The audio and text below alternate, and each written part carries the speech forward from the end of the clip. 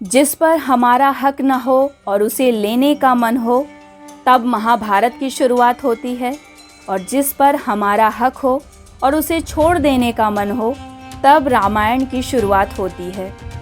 हमारे पवित्र ग्रंथ रामायण से कई सारी ज्ञान की बातें सीखने को मिलती हैं। रामायण से हम जिंदगी जीने की कला सीख सकते हैं, लाइफ मैनेजमेंट भी सीख सकते हैं। रामायण में जहाँ भगवान राम को पुरुषोत्तम कहा गया है, तो वहीं माता सीता की पवित्रता दर्शाई गई है। लक्ष्मण और भरत दोनों ही भाई का अपने भाई के प्रति अथाह प्रेम दिखाया गया है। रामायण के हर एक चरित्र से कुछ न कुछ शिक्षा अवश्य मिलती है। यदि व्यक्ति रामायण को पूजने के साथ उससे मिलने वाली सीख को अपने जीवन में अनुसरण करे, तो वो एक सफल जीवन व्यतीत कर सकता है। रामायण के 5 प्रमुख पात्र जिनसे हम काफ़ी कुछ सीख सकते हैं, जिससे हमारी ज़िंदगी की कई मुश्किलें आसान हो जाएंगी। रामायण की पहली सीख, सबसे पहले हम सीखेंगे राजा दशरथ से। राजा दशरथ की दाढ़ी में जब सफ़ेद बाल आया, तभी उन्होंने डिसाइड कर लिया कि उन्हें अपने बड़े बेटे प्रभु श्री राम को अयोध्या का उत्तराधिकारी घोषित करने का समय आ चुका है। सही समय पर सही फैसला उन्होंने ले लिया था। सबसे बड़ी सीख जो राजा दशरथ से मिलती है कि जिंदगी में अपनी स्थिति को देखें, अपनी क्षमता को देखें, भविष्य को देखें, उसके बाद में डिसाइड करें। हम में से बहुत से लोग एक पोजीशन से चिपक जाते हैं। हमें मालूम होता है कि अब हमारे अंदर इतनी क्षमता नहीं है, लेकिन फिर भी वो मोह हमें बांध कर रखता है। हम वो सत्ता नहीं छोड़ना चाहते, वो कुर्सी नहीं छोड़ना चाहते। जिंदगी में सबसे ज़रूरी है अपनी क्षमता के अनुसार अपने फ्यूचर को लेकर अच्छा और सही डिसीज़न लेना। रामायण से दूसरी सीख हमें रामायण के सबसे मुख्य किरदार भगवान श्री राम से मिलती है। जब भगवान राम राजा बनने जा रहे थे, उसी वक्त उन्हें मालूम चला कि उन्हें 14 वर्षों के लिए वनवास जाना होगा।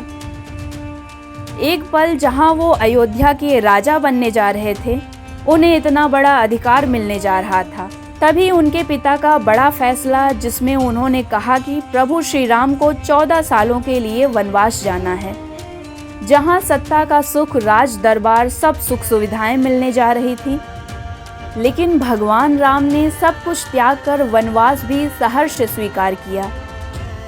रामायण की सबसे प्रमुख घटना है, जिसकी वजह से ये पूरी रामायण आपके और हमारे सामने है। लेकिन ये सबसे बड़ी बात सिखाती है, परिस्थिति चाहे जो भी हो, कभी भी अपने कर्तव्य से पीछे मत हटो।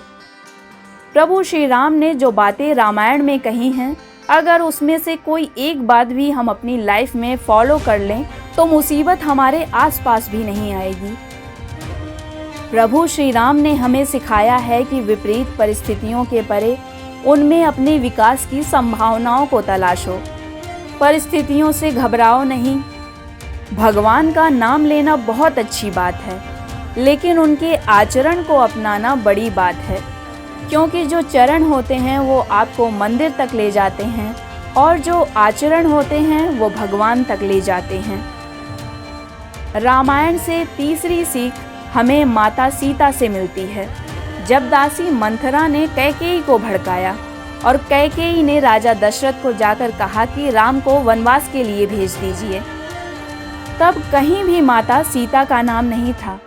कैकेयी ने भगवान राम के साथ सीता माता को भी वन में जाने के लिए नहीं कहा था, लेकिन माता सीता ने कहा कि वो भी प्रभु श्री राम के साथ में वनवास जाना चाहती हैं।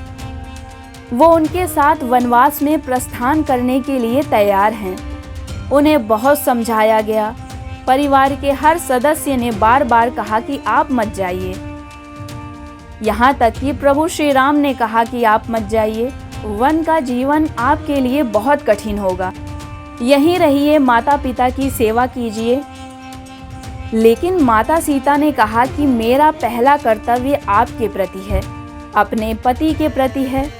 मैं आपके साथ में वनवास जरूर जाऊंगी। जिंदगी में जब परिस्थितियां विपरीत जाएं तो सबसे पहले तो मान लीजिए कि यही नियति का निर्णय है।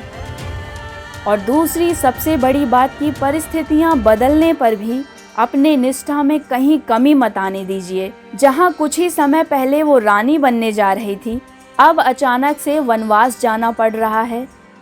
लेकिन ऐसी परिस्थिति में भी घबराए बिना माता सीता ने अपनी निष्ठा में कोई भी कमी नहीं होने दी, बल्कि वो और भी बढ़ गई। हमारी निष्ठा और प्रेम ही हमें ऊंचा पद दिलाते हैं, इसलिए वो हम सभी के लिए पूजनीय हैं। जीवन में हमेशा याद रखिए कि परिवार के लिए, आपके अपनों के लिए कभी निष्ठा और समर्पण में कमी नहीं होनी चाहिए। अगर सिचुएशन बदल भी जाए तब भी अपनों के लिए वही अपनापन बरकरार रखें। रामायण से चौथी सीखने वाली बात उस किरदार से है जिससे भगवान श्री राम का बेहद लगाव था। प्रभु श्री राम अपने छोटे भाई भरत से बहुत प्रेम करते थे, जिनके बारे में मिसाल दी जाती है। जब प्रभु श्री राम वनवास के लिए गए तब भरत जी अपने ननिहाल में थे। जैसे ही उन्हें मालूम चला कि प्रभु श्री राम राजपाट छोड़कर जंगल में चले गए हैं, वो तुरंत भगवान श्री राम के पास पहुँचे और उनसे प्रार्थना की कि वापस चलिए, राज्य संभालिए, वो राज्य आपका है, उस पर आपका अधिकार है। प्रभु श्री राम ने मना करते हुए कहा कि पिताजी के निर्णय को मैं टाल नहीं सकता, हमें मानना होगा और जो 14 साल का वनवास मिला है उसे जीना होगा। उन्होंने भरत जी को समझाते हुए कहा कि जाकर के राज्य संभालिए, लेकिन तब भरत जी ने वो काम नहीं किया। वो प्रभु श्री राम की चरण पादुका लेकर आए, उसे सिंहासन पर रखा और कहा कि ये सिंहासन तब तक प्रभु श्री राम का ही रहेगा जब तक कि वो वापस नहीं आ जाते। भैया राम अयोध्या में नहीं है तो क्या हुआ, तब तक उनकी चरण पादुका अयोध्या में राज करेगी। भरत जी के बारे में कहा जाता है कि जब तक प्रभु श्री राम वनवास से वापस नहीं आए थे, तब तक वो नगर से दूर एक जंगल में कुटिया बनाकर बिल्कुल उसी तरह से वनवास जी रहे थे जैसे उनके भाई श्री राम जी रहे थे। भरत जी हमें एक बड़ी बात सिखाते हैं कि जिस चीज़ पर आपका नैतिक अधिकार नहीं है, उस पर अपना अधिकार मत जमाओ।